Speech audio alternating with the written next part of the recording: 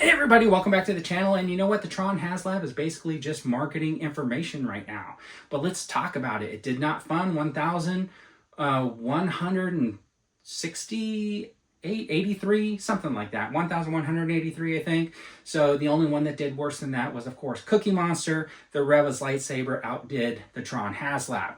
So a lot of people are going to argue there's just not enough Tron fans out there. But I think there were some missteps with this Haslab.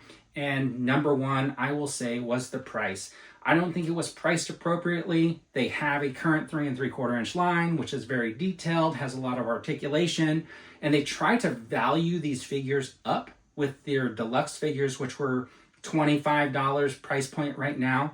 But I think too many TVC collectors are still remembering $16.99 and $15 or whatever. So they're pricing those figures maybe around $20. So $100 for figures. The two light cycles about 30 bucks a piece, 160, and then there's no way you can get to like $80, $90 for that base. So I think price was important, and I think it should have been much, much less. Probably right around 200 is what I feel like most collectors might have been really comfortable with. But you can't change the price now, so marketing research. The second thing that I would say is there was no additional value. There was no goal to achieve. If they had added a tier or if they had a bonus level that maybe cost a little bit more, you might have had people like they did with the Ghostbusters Ecto 1 and the Cantina buy into a second tier so they can get additional figures and additional light cycles. For me, I would have liked the Warrior figure rather than the program, but I understand the program's got to fit in the light cycle. So an extra tier that would have added like the Warrior, maybe a few more light cycles, you could have got Ram and maybe a couple more programs.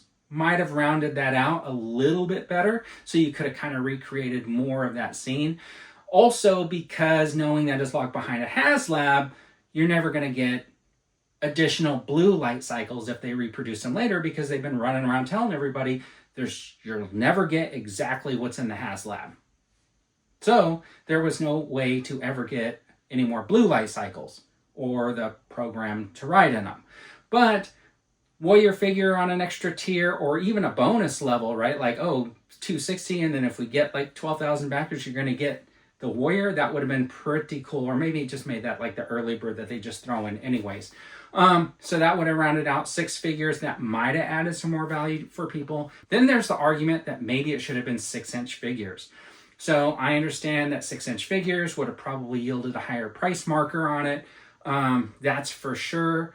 Would have been a little bit more. But they admitted themselves that they believe that 6-inch figures is basically the industry standard, and there's a lot more people interested in 6-inch figures. I, as a matter of fact, have the Diamond Select ones that are not 6-inch figures, but they're a little bit bigger. And you know what? They don't look like they have as good of articulation as those little 3 3/4 inch, but they do have double jointed knees.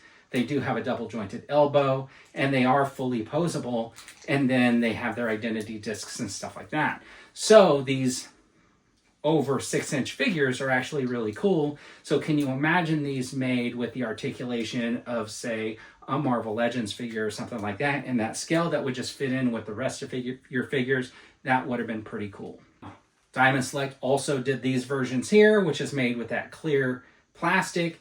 And these are reminiscent of the Tomy figures that came out in the 80s. So because they picked that 3 3/4 inch scale, because they wanted to homage the 80s when Tron came out, I almost feel like they should have homaged really the 80s and just made that whole set out of this luminescent plastic, just like Tomy did back in the day. Or done something to make these things like brighten up under black light, or glow in the dark, or whatever it was. But I really think that this clear plastic would have been the way to go with those 3 3/4 inch figures. Fully posable with this plastic would have looked awesome. I think if you look at these together, clearly the winner here is the one that reminds you of what life was like as a kid. So anyways, I think that was another thing that I think that they could have done. And finally, my biggest thing is I think that they just should not call stuff Haslabs anymore like this. Now I understand that that's their crowdfund model and stuff like that, but just like they said in the video, this is for dream projects, stuff that wouldn't sit at retail.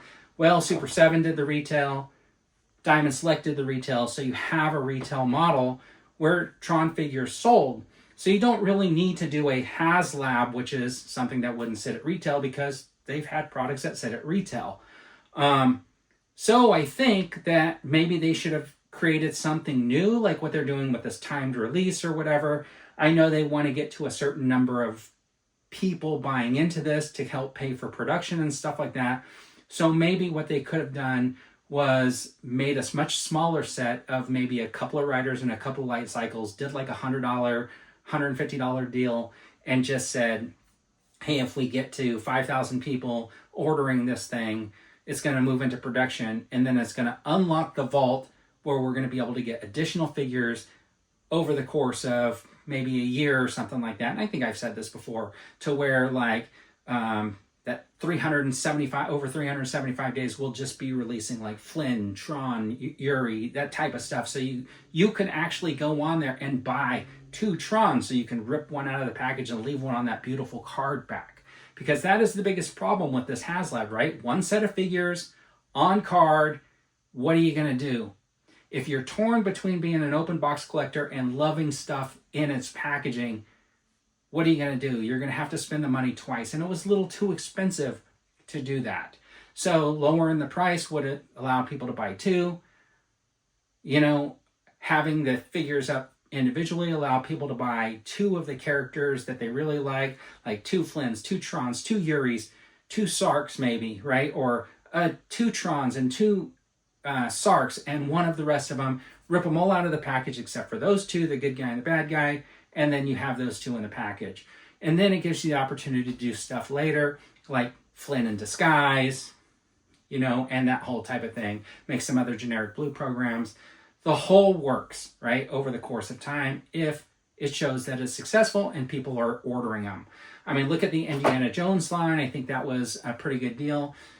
In the beginning, it was really, really popular, but once you realize you were going to have a shelf of 1,400 Indiana Jones and pretty much 0 backup characters, what is there left to buy? So I get it.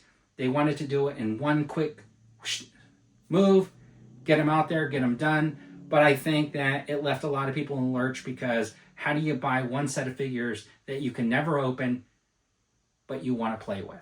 I think there are a lot of reasons why the Haslab didn't fund, and hopefully they take all that information for the next project, and hopefully it won't be a Haslab. They'll call it something else if they want to do some type of a crowdfund, and maybe they come up with a whole new model, which is this crowdfund, if it gets backed, leads to more stuff. So let me know what you guys think in the comments. Were you really excited for Tron? Was it too expensive for you? Would have you paid the same price? It was a little bit different. 6-inch versus 3 3/4 inch. Let me know that too. And would you have bought them separately? Because I feel like a lot of people would have just bought the figures and maybe a couple light cycles if that was your big option. From my perspective, I never wanted that lighted board. Let me know in the comments also, do you even care about the lighted board? Would you even buy the lighted board if it was up there on their site, because they did it?